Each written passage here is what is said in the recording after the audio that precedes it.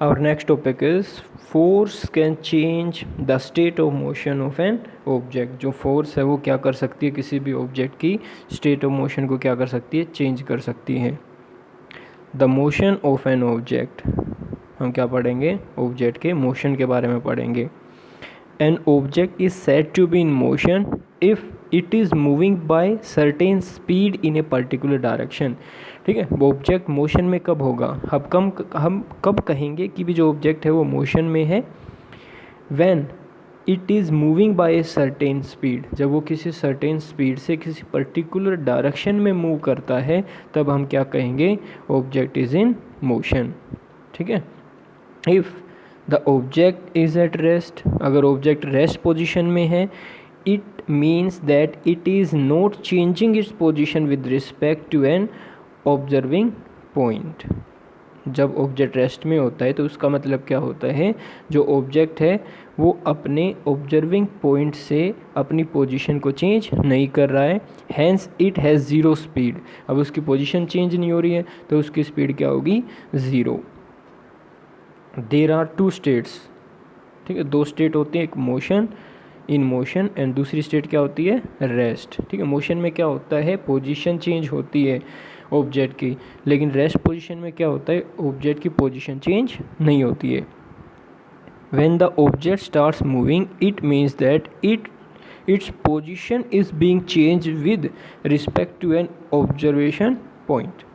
Observation point क्या होता है, जहाँ से हम ऑब्जेक्ट की पोजीशन को ऑब्जर्व करते हैं, देखते हैं, और वहाँ से जो ऑब्जेक्ट है उसकी पोजीशन चेंज होती है तो मोशन में, नहीं होती है तो रेस्ट में है. When the object starts moving, जब ऑब्जेक्ट मूव करना स्टार्ट करता है तो उसकी जो पोजीशन है वो ऑब्जर्विंग पॉइंट से क्या होती है, चेंज होती है. ठीक है, लगातार उसकी जो पोजीशन है वो चेंज होती रहती है, तो तब हम क्या कहेंगे, ऑब्जेक्ट इन मोशन.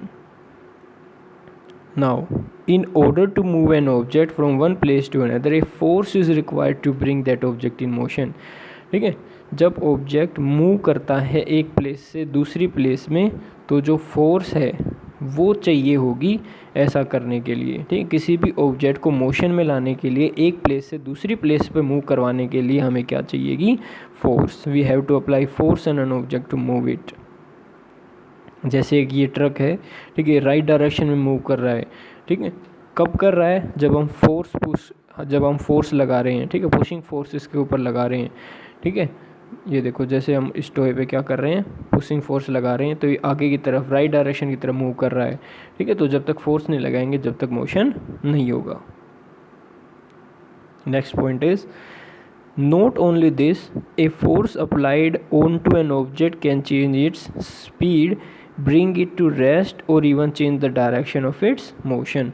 जो फोर्स है वो क्या करती है, ऑब्जेक्ट की स्पीड को भी चेंज करती है, उसको रेस्ट पोजीशन में भी लेके आती है मोशन से, और मोशन की डायरेक्शन को भी चेंज करती है.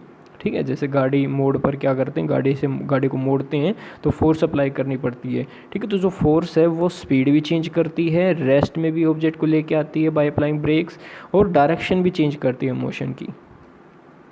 नेक्स्ट पॉइंट क्या है, it may bring a combination of these effects as well, such as a change in direction of motion and change in the speed of the motion all together.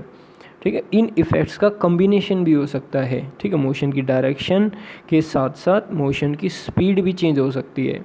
ठीक है, जैसे हमने यहाँ ऊपर वाले पॉइंट में क्या पढ़ा था कि जो फोर्स है वो स्पीड भी चेंज कर सकती है, रेस्ट में भी लेके आ सकती है, और डायरेक्शन भी चेंज कर सकती है. कई बार इन इफ़ेक्ट्स का कम्बिनेशन भी हो जाता है, जैसे एक ही फोर्स से डायरेक्शन भी चेंज हो रही है और स्पीड भी चेंज हो रही है. ठीक है, तो फोर्स से इन इफ़ेक्ट्स का कम्बिनेशन भी देखने को मिलता है. Next point is, hence we can say that force can change the state of motion of an object. तो हम इस एग्जांपल से हम क्या कर सकते हैं, ये बता सकते हैं कि भी जो फोर्स है वो किसी भी ऑब्जेक्ट के मोशन की स्टेट को चेंज कर सकती है, मोशन से रेस्ट, रेस्ट से motion. Next point is, any object can not move by itself और change its state of motion on its own without the application of a force. कोई भी ऑब्जेक्ट है वो बिना फोर्स के अपने आप से ना तो चल सकता है, ना तो मूव कर सकता है, ना ही अपनी स्टेट ऑफ मोशन चेंज कर सकता है। किसी भी ऑब्जेक्ट को मूव करने के लिए या अपनी स्टेट चेंज करने के लिए किसकी जरूरत पड़ती है? एक फोर्स की जरूरत पड़ती है। ठीक है, तो बिना फोर्स कोई भी ऑब्जेक्ट है वो अपनी स्टेट को चेंज नहीं कर सकता, ना ही मूव कर सकता।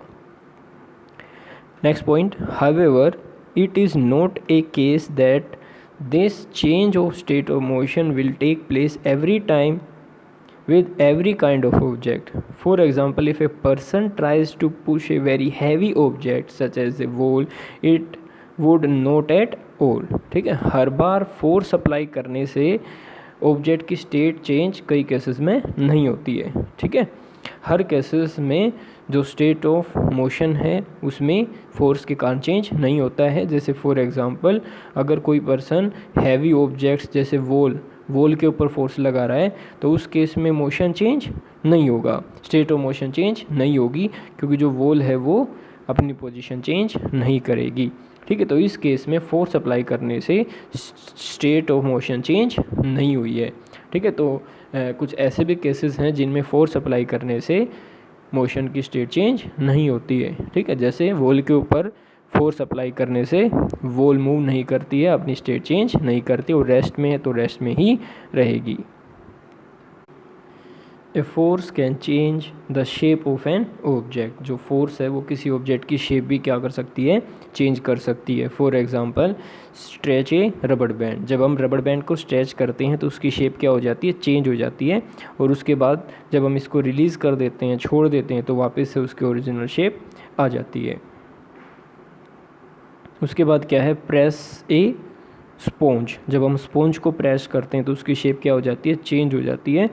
अगर हम इसको रिलीज़ कर देते हैं तो ये पहले जैसी शेप में आ जाती है। ऐसे ही स्क्वीज़ ए स्प्रिंग। जब हम स्प्रिंग को दबाते हैं, ठीक है, और जब रिलीज़ करते हैं तो वापस से अपनी ओरिजिनल शेप में आ जाता है। तो यहाँ पर फोर्स अप्लाई करने से हम क्या देखते हैं?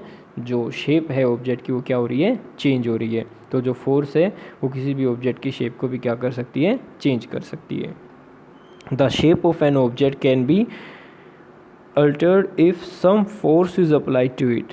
जो शेप है ऑब्जेक्ट की वो भी चेंज हो सकती है, किसके कारण? जब हम उसके ऊपर फोर्स लगाते हैं, तो फोर्स के कारण ऑब्जेक्ट की शेप भी चेंज हो सकती है। Depending upon the magnitude of the force that is being applied and the rigidity of the object. ठीक है, कि भी ये किस पे डिपेंड करता है, शेप चेंज होगी कि नहीं होगी? फोर्स के मैग्नीट्यूड पे डिपेंड करता है और ऑब्जेक्ट की रिजिडिटी पे डिपेंड करता है। ठीक है, the effect on its shape and size can be observe. ठीक है, तो किसी भी ऑब्जेक्ट की शेप और साइज़ कब चेंज होगी वो किस पे डिपेंड करता है? फोर्स के मैग्नीट्यूड पे, कि भी फोर्स कितनी लग रही है, और ऑब्जेक्ट की रिजिडिटी पे। ठीक है, अगर रिजिडिटी ज़्यादा होगी तो उसकी शेप चेंज नहीं हो सकती। जैसे रॉक है, ठीक है, पहाड़ है, तो पहाड़ की जो, या दीवार है, वॉल है, ठीक है, तो फोर्स अप्लाई करने से उसकी जो शेप है वो चेंज नहीं हो सकती, क्योंकि उसकी रिजिडिटी ज़्यादा है। ठीक है, तो रिजिडिटी पे भी डिपेंड करता है और फोर्स के मैग्नीट्यूड पे भी डिपेंड करता है कि ऑब्जेक्ट की शेप चेंज होगी या नहीं होगी। नाउ टाइप्स ऑफ फोर्सेस, हम क्या पढ़ेंगे? फोर्सेस के टाइप्स के बारे में पढ़ेंगे। On the basis of the nature of the interaction between two और more objects, forces can be classified as. ठीक है, किसके बेस पे? Nature of interaction between two और मोर ऑब्जेक्ट्स। हमने पढ़ा था कि जो फोर्स है वो दो या दो से ज़्यादा ऑब्जेक्ट्स के बीच में इंटरेक्शन से पैदा होती है। ठीक है, तो इस इंटरेक्शन के नेचर के हिसाब से हमने क्या कर दिया? फोर्स को क्लासीफाई कर दिया टू टाइप्स में।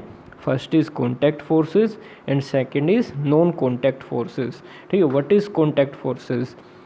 These kinds of forces are applied only when two or more objects come in contact with each other. जो contact force है वो उस प्रकार की force है जो सिर्फ तभी अप्लाई होगी, तभी लगेगी जब दो या दो से ज़्यादा ऑब्जेक्ट्स कॉन्टैक्ट में होंगे एक दूसरे के। ठीक है, जब दो या दो से ज़्यादा ऑब्जेक्ट्स एक दूसरे के कॉन्टैक्ट में आएंगे तभी क्या होगी? कॉन्टैक्ट फोर्स लगेगी। फॉर एग्जांपल, मस्कुलर फोर्स और frictional force. These are the examples of contact forces. Now second one is non-contact forces. These kinds of forces are applied when the objects do not come in contact with each other and yet are exerting a force upon each other. ठीक है, non contact force क्या होती है, जिसमें दो या दो से ज़्यादा ऑब्जेक्ट्स को आपस में कॉन्टैक्ट आने के लिए ज़रूरत नहीं है। ठीक है, इसमें दो या दो से ज़्यादा ऑब्जेक्ट्स आपस में कॉन्टैक्ट में नहीं होते हैं, ये फिर भी क्या करते हैं, एक दूसरे के ऊपर फोर्स एक्सर्ट करते हैं। For example magnetic force, gravitational force, electrostatic force. तो इन फोर्सेस में ऑब्जेक्ट्स के बीच में इंटरेक्शन होना ज़रूरी नहीं है।